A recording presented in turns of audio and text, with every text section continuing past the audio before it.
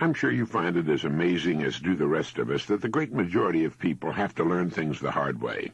It's only natural to think that if a great discovery were made in a particular generation, that all succeeding generations would know about it and utilize it for their own good and profit. But in many things, such is not the case. It's true with most inventions and discoveries which obviously affect our lives, but it frequently is not true when it comes to the great truths, the great laws which determine the direction of our individual destinies. In one of the so-called backward countries, a group of laborers was hired to work on a farm. Now, these people came from a small remote village where motor vehicles were still very scarce. They were enjoying the new experience of riding in the back of a truck when they came to the place where they thought they were supposed to get off. Well, without giving it a thought, apparently, they just stepped off the back of the speeding truck. Now, fortunately, they fell on a soft dirt road, not a paved highway, but even then the results of their unconventional method of disembarking were, to say the least, surprising. They went bounding and spinning and sliding and cartwheeling along the dusty road for quite a distance before gravity and friction, working together, finally brought them to an astounded halt. Well, fortunately, none was seriously injured. In fact, by the time the terrified driver got back to them, they were laughing uproariously about the whole thing. Now, the truck driver, in explaining the incident later, put the blame on their never having ridden in trucks before. Well, that's the obvious answer, and a good one, but not the right one. The amazing circus tumbling act on a remote farm road had been caused by ignorance of a law that operates the same whether it's a truck, a boat, an airplane, a bullet, or any moving body. Sir Isaac Newton gave us the law, and it goes like this. A body in motion tends to remain in motion until acted upon by an outside force. When the workers stepped off the back of the speeding truck, they were going the same speed as the truck itself. The outside force was gravity, which pulled them down to the road, still traveling at the same speed, and, well, you get the idea. They'd been hurt and confused and frightened and turned upside down because of their ignorance of a law of physics. They might have been killed. All over the world, there are millions of people who are being hurt and confused and frightened and whose lives are turned upside down because they don't understand the principal law on which everything in the universe operates, the law of cause and effect. Now, this law has been written thousands of times by the greatest minds the world has produced, and as a result has appeared in many forms. For our purposes, it might best be put this way. Our rewards in life will always match our service, cause, and effect. It's another way of saying, as ye sow, so shall ye reap. And it's been written in many ways in every language on earth. Sir Isaac Newton, in promulgating his laws of physics, put this one in this way. For every action, there is an equal and opposite reaction. Now, in saying our rewards in life will always match our service, you'll almost always get general agreement. People will nod their heads and say, yes, that's certainly true. They will then go their ways and never realize, for the most part, how close they came to a truth so great and all-enveloping that their every thought and action is affected by it. I like to think of this law in the form of a giant apothecary's scale, the kind with a cross arm from which hang two bowls on chains, and one of the bowls is marked rewards. The other is marked service. Now, whatever we put into the bowl marked service, the world will match in the bowl marked rewards. How we think, work, talk, and conduct ourselves is what we have to put in the bowl marked service, and the extent and nature of our service will determine our rewards. If any person alive is discontented with his rewards, he should examine his service. Action, reaction. As ye sow, so shall ye reap. What you put out will determine what you must get back in return. So simple, so basic, so true, and yet so misunderstood. If a business is not expanding to the quick and exciting tempo of the times, it must examine its contribution, its service. If a person is unhappy with his income, he must examine and re-evaluate his service, his contribution. Now, whom do we serve? Well, each of us serves a portion of humanity, and humanity to any given person is the people with whom he or she comes in contact. It's family, friends, co-workers, customers, prospects, employer, whatever those that he or she has chosen to serve are called. Everyone with whom we have any kind of contact is to us humanity. And to the extent that we serve will our rewards be determined. Now, never before in the history of the world have human beings been so interdependent. It's as impossible to live without serving others as it would be to live if others were not constantly serving us. And this is good. The more closely knit this interdependence becomes, the greater will be human achievement. We need each other, and we literally cannot live without one another.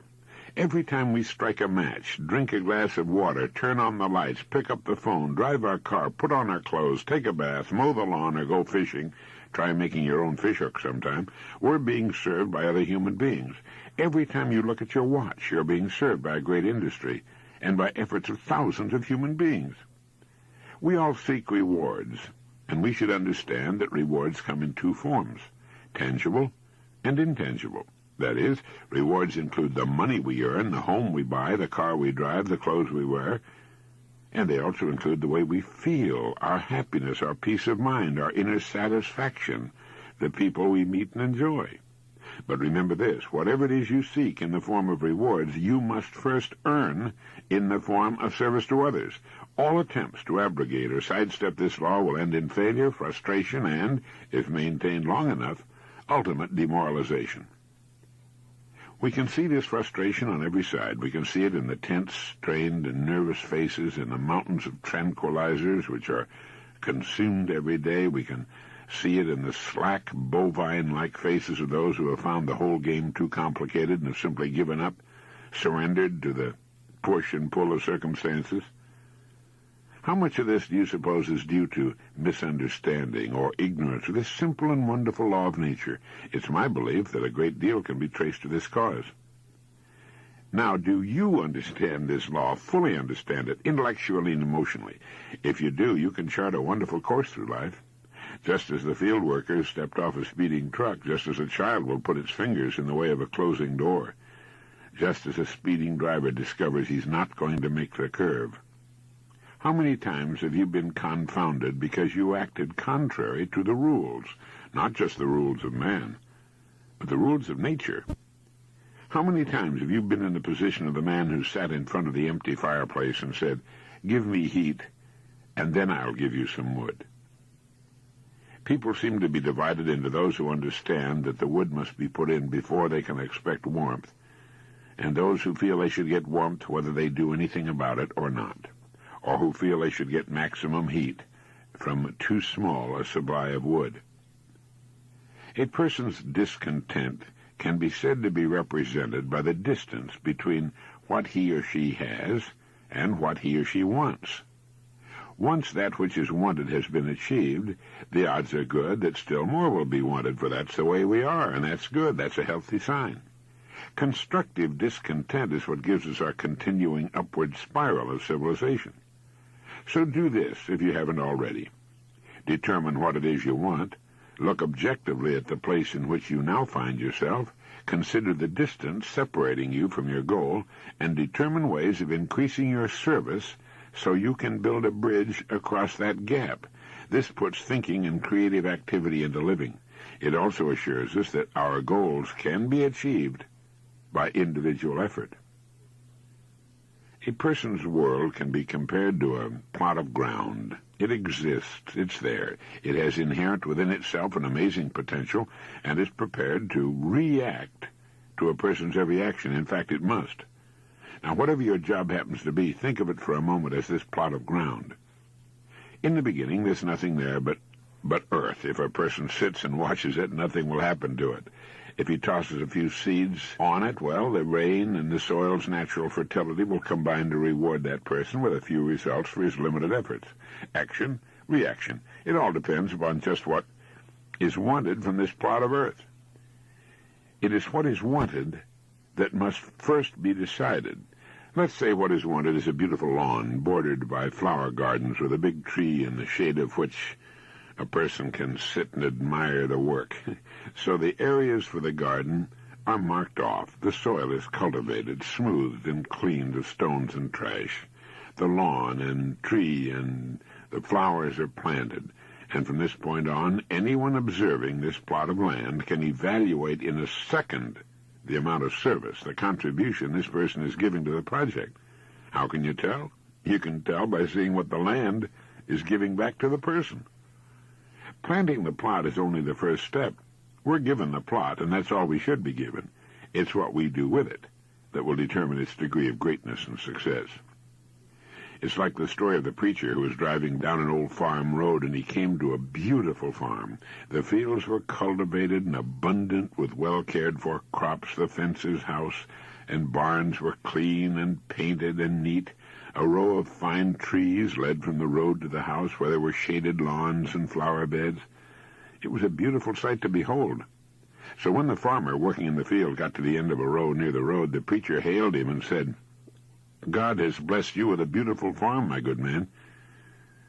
And the farmer stopped and thought a moment, and he replied, "Yes, you're right, preacher, he has, and I'm grateful. But you should have seen this place when he had it all to himself."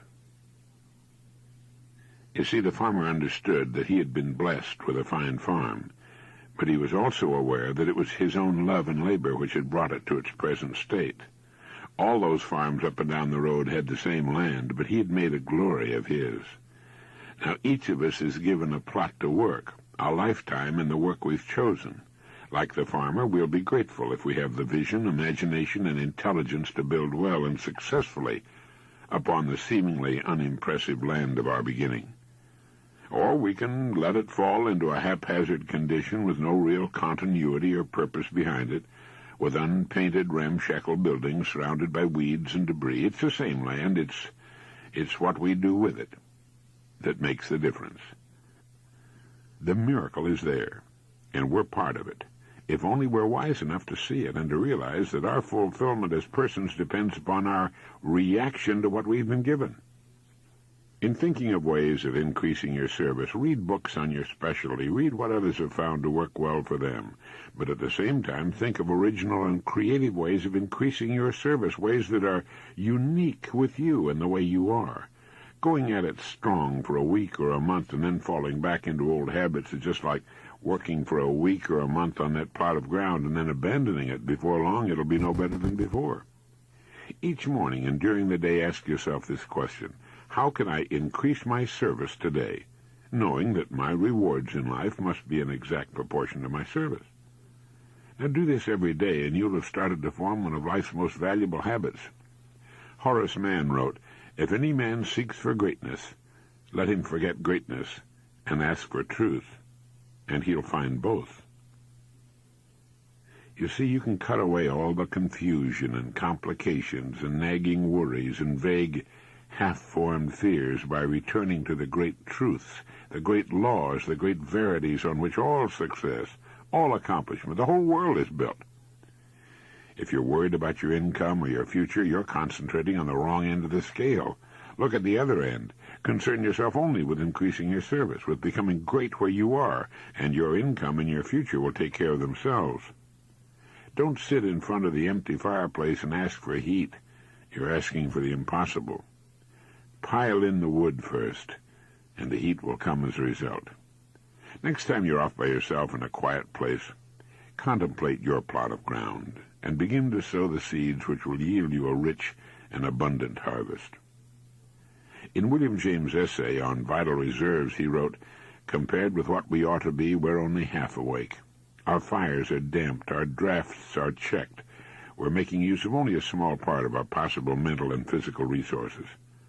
Stating the thing broadly, he went on, "The human individual thus lives usually far within his limits. He possesses powers of various sorts which he habitually fails to use. He energizes below his maximum, and he behaves below his optimum." All right, how can we correct the situation? William James gave us the answer. He wrote, "Either some unusual stimulus fills them with emotional excitement, or some unusual idea of necessity induces them to make an extra effort of will." Excitements, ideas, and efforts, in a word, are what carry us over the dam. All right, Let your goal represent the excitement. Your ideas and efforts will weigh down the service end of the scale, and the rewards must and will follow. They'll be yours. They are yours the moment you realize this truth.